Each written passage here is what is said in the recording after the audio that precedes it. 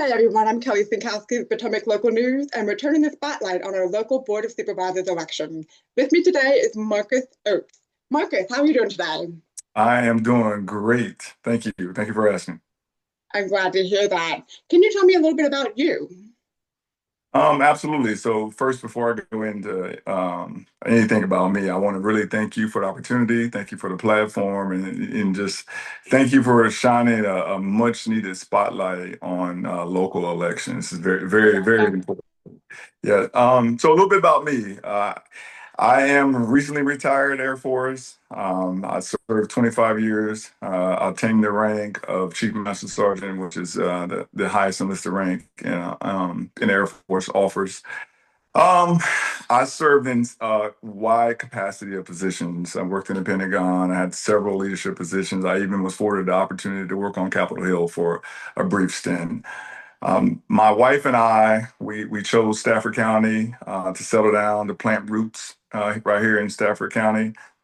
For some of the viewers that may not know this, and I'm not going to assume anything, but when you retire from military service, the military gives you like a nice off branch, and that they allow their veterans to move to one last move, and they'll pay for anywhere in the world or the country for you to relocate to. Some individuals they choose to relocate back to maybe their hometown area or where they're originally from, and then some they plant roots in the local community of where they're currently serving at. And it's easy to do so when you go to school, your kids go to schools with your neighbors, they build relationships, you live and thrive in a local community. It's hard to separate yourself and move out of that area and start things all over, right?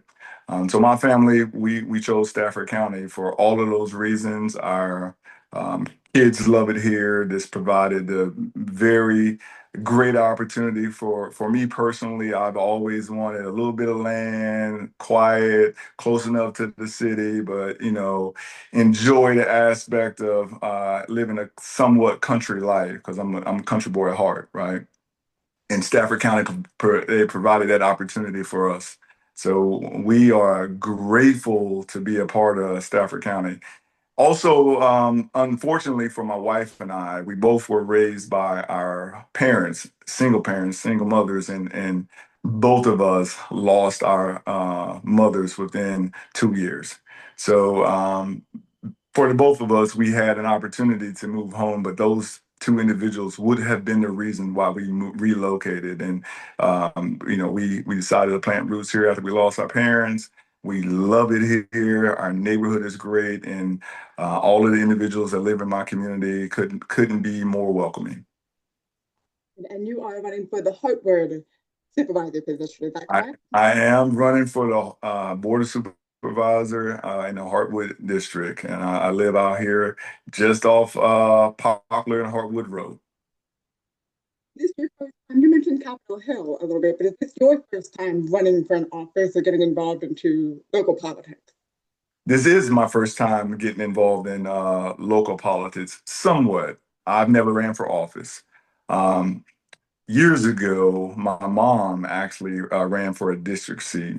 And it was my first introduction to any type of election campaigning and whatnot. And I took some time. I went home and kind of, watched my mom run her campaign and run for office as well. So, no, officially, this is my first time running for any candidacy. And my stint I spent on the Hill, the military provides an opportunity for certain individuals to go through what they call a legislative fellowship program.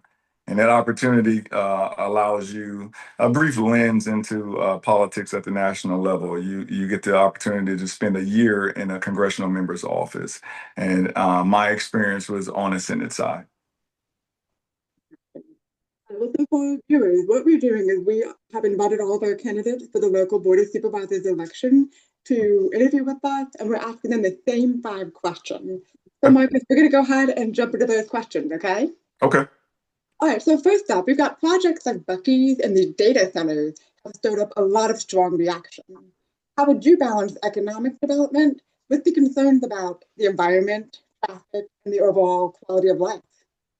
Oh, this is I've had this question several times from several different constituents, and as you can imagine, Hartwood is no different from any other district in the county. No one person and no one community is monolithic. No one believes, hey, we're all pro Bucky's or hey, we're all anti Bucky's. And what I'm hearing is and as I'm talking to the communities, what they want is a common sense approach to do things that make sense for Stafford County. In my humble opinion, Bucky's and the data centers, these are symptoms of a much larger issue, right? And the larger issue is, hey, what are we doing economically? What kind of planning do we have in place to address some of these concerns? And I drive around Hartwood, I drive around Stafford County, and I see the same things, right? And for me, what I'm looking at, okay, how long ago was this plan implemented? Are the current board of supervisors responsible for these decisions? Are these decisions span past a decade or more? In some instances, these decisions, these economic decisions, span from a couple of decades before, and we're now, in a position to see the actual, unfortunate in some instances, fruits of those decisions that were made decades before. Bucky's, the data center, those are very, very complex issues. On one hand, there's a financial opportunity, if you will, that we could potentially reap the benefits because it's what people say. Hey, there's all these incentives that we'll reap, and then there's also an opportunity to make, I wouldn't say an opportunity, but to make life a little more complicated for the residents that lives in those areas, from the traffic pattern from the school buses, from the transit community. These are very, very complex issues. And what I think that these situations um, need to be addressed strategically and need to be addressed with a teaming and a cohesion from the board of supervisors. So there are a lot of times the politicians, they say things without knowing all of the facts and what's going on. And for me, as I continue to do fact finding and information gathering, that'll better inform myself to make a better informed decision on how those impacts harm or help the Hartwood District and the Stafford County. I appreciate that, Marcus. So next question is, this Stafford's $1 billion budget and its continued growth, how would you ensure that the county spends their money wisely, supporting infrastructure and the services that the county offers without overspending or overbuilding? Well, one of the things I left off in my introduction is that my background in the government was acquisition, contracting, business development. This is what I did for the military. I worked for an appropriator in the Senate side, so I understand these issues and how complex these are more than most, actually. Right. So these are very, very complex economic issues. And what I have seen in just my brief stint in doing the research on Stafford County, that I think that we can probably do a better job doing two things. One, being more transparent about the type of economic development that's going on in Stafford County. Two, what I'm doing as a candidate is I'm doing my own research with the constituents and talking to individuals on what needs they have. Again, Hartwood is a very, very different district than most. It has a lot of rural areas, and then there's also a small component of commercial availability, right? So as we address these, we would address these as a community. No, the board of supervisors are representatives of the community in which they live. So I think that having an approach of solving these complex issues, again, as a teammate, as a part of a community and as a servant, because being a supervisor, you're really a servant for the community in which you live. Right. Okay, Marcus, with the recent board decisions from zoning to school funding to data centers, they've drawn strong public feedback. So what would be your approach? Excuse me. What would be your approach to ensuring that residents are heard and included in the process? I go back to some of the principles I got from the military, right, and some of these things that my mother instilled in me is integrity, right, integrity and being transparent.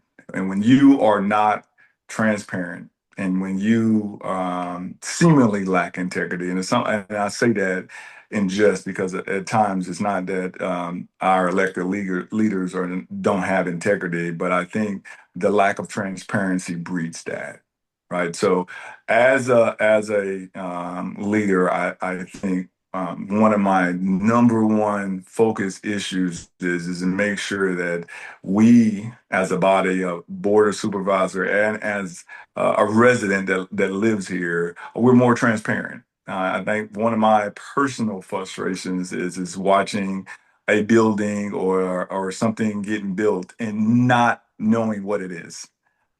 That that's a very, very huge, emotional issue for most because a lot of people have hope in what they see is being built. Hey, that could be, one of the three things that they want, right? And it turns out it's not. And so it's a whole emotional explosion. And it is one of those things where if we are more transparent, if we are more forward leaning, and we're exercising visionary leadership for the Stafford of the future and not planning for right now because there is a fierce urgency of now and making sure that we are coming up with unique strategies to help balance the budget to keep the budget and the taxes that are consumable for the residents. All right, great. As development continues, how would you work to protect parks, green space, and the county's character for the future generation?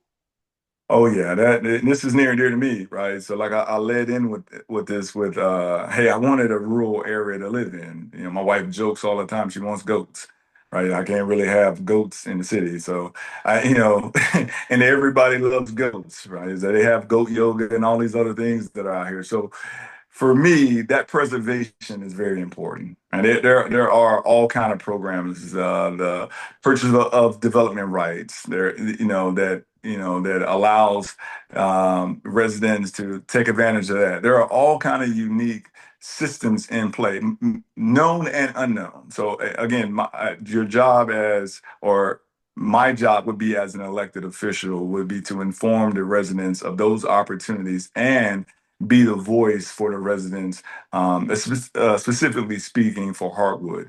Hartwood residents that I've been speaking to, they also enjoy the same fruits of being in a rural area, but also, again, the residents aren't monolithic.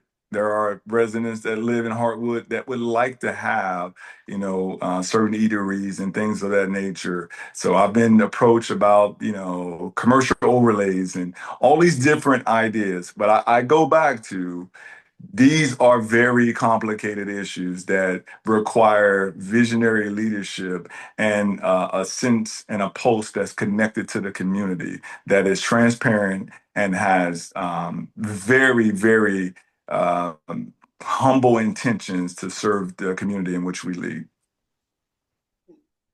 It's another question for you, Marcus. Uh, If you are elected, what would be your top priority for Stafford County? And what kind of leadership style would you bring to the board? Can you repeat the last question, the last part of that question? I didn't hear Sure. that. If you are elected, what would be your top priority for Stafford County? And what kind of leadership style would you bring to the board? Wow, top priority. Those are very, very delicate choices to pick.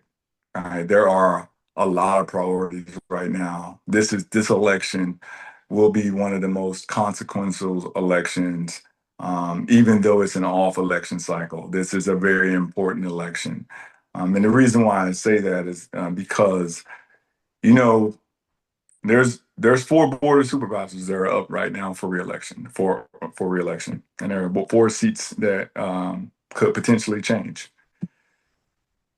And I'm sure Hartwood has its own internal priorities.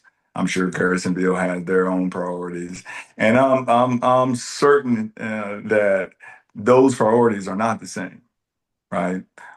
However, uh, our job as a team, and I joke and I say this, and my wife would get me for saying this, but my wife and I, we often don't agree on our budget in our house. And I don't know how your house is, but we often don't agree on what is the top priority in the household. And the reason I bring that up is because my wife and I and our kids were a family. We are a family first, and we genuinely make the best decisions for our family. And I use that metaphor to compare it to Stafford County. We're family. Uh, Local politics are not like national politics. You see, an election consequence or a decision made in California may not impact Florida, and it may not have any direct tie or correlation to if those decisions are made that are opposite each other. However, in Stafford County, on the board of supervisor, whatever decisions that we make impact everyone, and those are immediate impacts. So my top concern, if you will, and I'm sorry, I'll take the priority. One of my top concerns in Stafford County is the the growth and the way that the community is growing at the pace that is growing is the infrastructure. And then what I mean by infrastructure, I mean all of the things from commercial development, schools, all those things. Are we postured in a way to do the top three things that we all want to do, I believe?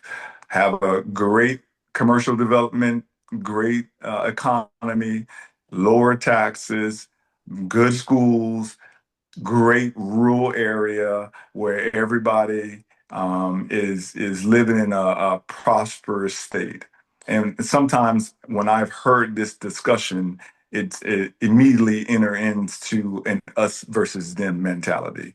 Um, there are individuals that maybe believe that, this economy and the way it's growing here locally is it's changing the dynamics of Stafford County. And in some instances, it's true. In some instances, it's unavoidable with the population growth.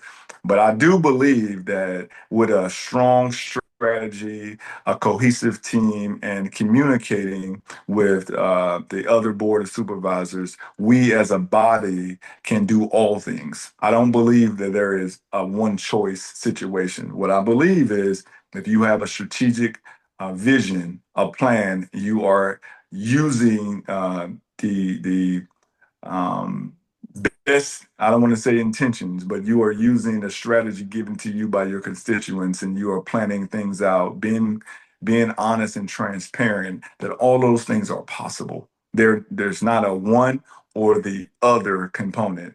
So I personally, I'm going to do whatever I can to take a seat at the table representing the Hartwood community with the Hartwood issues that I've been, so boldly given to represent, and talking to the other individuals on the other districts and making a united decision, and what definitely impacts Stafford County. And I think we can do it. I think there's very good candidates on the ballot. I also think, there are still some, elected officials that are in there that has the same intentions.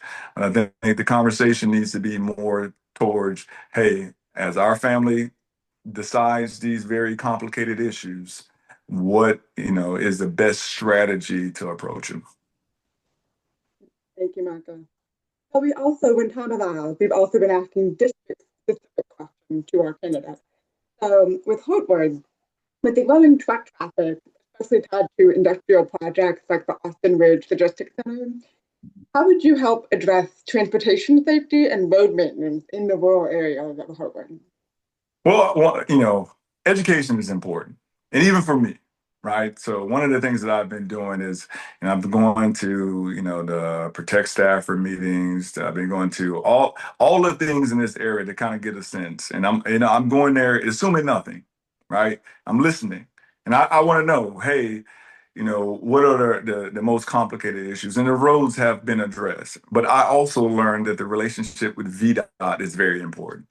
Being able to have a very good relationship and an understanding with VDOT and understanding the planning that VDOT has in place for the community. And also from a constituent standpoint, addressing the concerns with the growth. I think someone told me that within the last few years, there have been a number of new communities built out in the Hartwood area. And that with new communities comes a lot of things, right? A new traffic pattern, a lot of new residents that have different type of work schedules, and a lot of people that commute up to the Northern Virginia area. It adds volume to 95. There are a lot of complicated issues as it relates to the traffic pattern. But for me, I think what I'll continue to do is educate myself more on what have they thought of, right, and what worked and what didn't work, and more importantly, how does that tie into the budget? And how long are we talking? Can we communicate, hey, these projects, I think I went to a board of supervisor meeting, they were talking about the contractual process, which, my eyes like lit up because that's what I do for a living, right? And, they're talking about, hey, this takes X amount of years to get these things in play. And if you go to a board of supervisor meeting, you may have got that tidbit. You may have like, oh, okay, that makes sense. That takes, 5, 10 years or so. So I could, at least in my mind plan to how long I have to deal with said issue or look forward to the changes. But all that goes back to kind of what I spoke to initially is communication and transparency. So what I'm going to do my best in educating myself first, with as much information as I can to articulate to the constituents. I you know. I often hear people, make comments about, being from this area or whatnot, and it was just great that, but this area is changing at a pace, and we need to know and understand what steps we're taking and to address some of the concerns that people have. Safety is a big one. I live off Hartwood, but I often commute off Joshua. And if anybody's been around and driven on Joshua in my area, Joshua is a kind of a windy road. So when I hear the issues with the traffic, I think about my own commute, and then I also think about, man, when my kids get older, you know. They're going to be on these roads too, and what does the infrastructure look like, and will it be available? Or, hey, this is an area that if we alter or change it too much, we're going to eat into the real character of potentially Hartwood. Very complex issue, but to answer your question in short, early education, early communication, transparency, and honesty. And then, Marcus, we are asking all the candidates. Are you running with a specific party, Democrat, Republican, or independent for this election? I'm running as an independent. I know, this seat is a nonpartisan seat, and this kind of goes to the family construct, right? These issues are kitchen table issues. A board of supervisor makes direct decisions that impact your kitchen table immediately. And I think when you inject too much partisan politics into things, it's sometimes people they don't want to hear what you have to say. You are on the other side, and I understand that most Americans that are having these conversations are more aligned in the middle, especially with kitchen table issues. And so for me, I am out on the campaign trail. I am doing my best to educate and inform people of who I am as a person, the background that I have, What makes me have the ability or to do the job? What kind of experiences do you have that would, aid Stafford County? One of the things that my wife asked me when I was talking about this and like, hey, I'm thinking about running and whatnot. I don't know, what do you think? And one of the things she said to me, she said, hey, when we ride on airplanes, we travel a lot, and I'm always gaming my way to get to an extra row seat. I'm always, we're online, so you don't know, I'm 6'6". So I'm a pretty tall dude, and I'm looking for opportunities to be able to stretch my legs out. But every single time I sit down, the stewardess or flight attendant walks up and they ask everyone the same question. And they say, are you willing and able? And my wife asked me, she said, are you willing and able? You have the skill set, the background, you spent a lifetime of service, and you've been a servant leader. Are you willing and able to address some of these local challenges and use your skill set to help others? And I absolutely am. I absolutely am. I think that the dynamics of local politics require a certain degree of teamwork, cohesion, and I believe that I'm that person for the Hartwood District. Great. Thank you, Marco. I want to say thank you so much for taking the time out of your day to chat with me and to step into the spotlight on the local election. For our viewers, I'm Kelly Sienkowski with Potomac Local. Make sure you stay tuned because we are having more interviews with more candidates. Have a great day, Marco. Thank you.